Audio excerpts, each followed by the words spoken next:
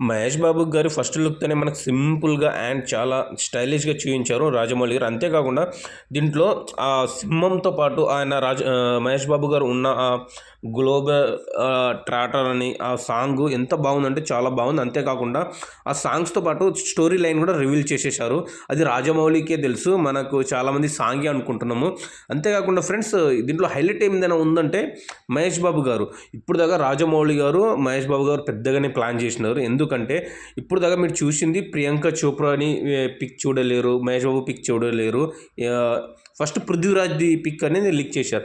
చూశారా? అక్కడే స్పెషల్ ఉంది.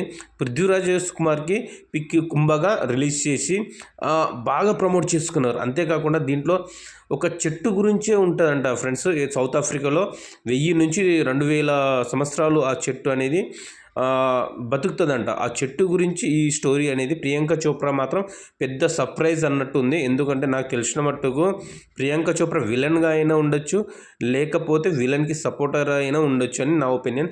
ఇంకొక సూపర్ స్టార్ ఉన్నాడనేది అందరికీ తెలిసిందే.